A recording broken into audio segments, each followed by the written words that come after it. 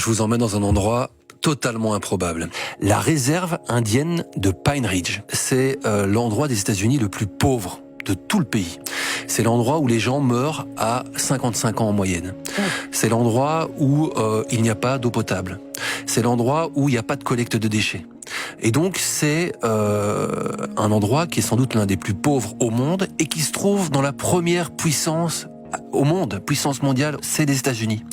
Et donc je me suis dit on va y aller. Et on a pris la route. C'est très bizarre d'aller vers Pine Ridge parce que on roule dans des plaines gigantesques.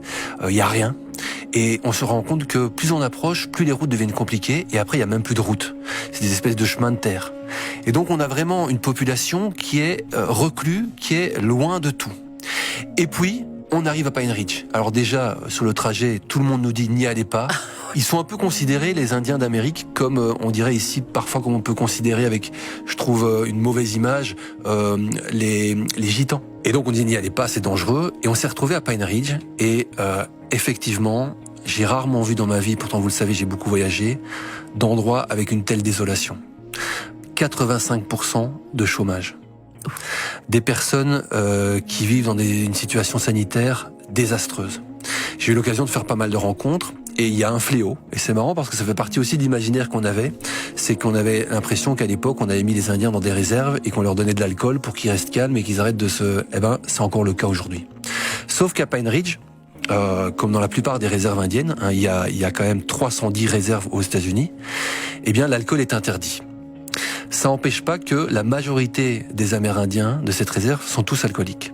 Alors qu'est-ce qu'ils font ? Ils boivent du désinfectant pour les mains. Ah, non. Ils boivent du bain de bouche.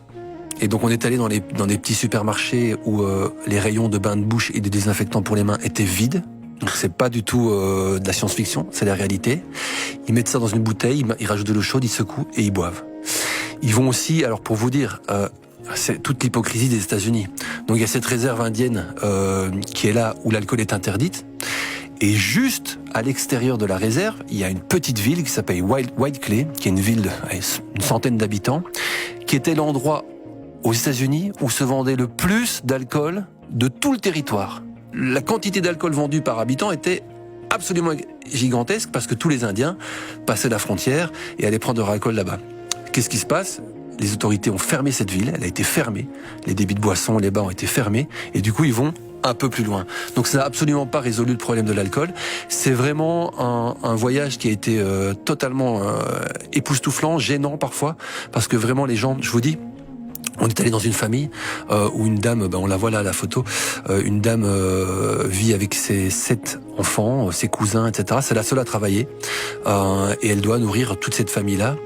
On sent bien quand on est sur place que la plupart sont drogués ou il y a vraiment un fléau de ce qu'ils appellent la meth. Meth, c'est une nouvelle drogue de synthèse qui détruit tout. Donc ils prennent tous ça. Et alors, je vais vous raconter une petite anecdote. Et elle me dit, mais voilà, je suis en deuil parce que mon fils est décédé il y a 1 mois. Oui. Et elle dit, si vous le voulez bien, j'aimerais bien lui rendre hommage et me rendre avec vous sur sa tombe. Il se fait que la tombe est à 50 mètres, quoi, parce qu'il creuse des tombes un peu partout, parce qu'ils meurent tous. Honnêtement, je suis désolé d'utiliser des mots comme ça, mais c'est vraiment la situation sur place. 55 ans, l'espérance de vie à Pine Ridge. On est aux États-Unis quand même. Et on arrive devant la tombe, une petite croix en bois, et son fils est mort du diabète. Parce que c'est ça aussi le drame des États-Unis, et surtout dans ces régions-là, c'est que ce sont des déserts gastronomiques. Tu trouves pas de légumes.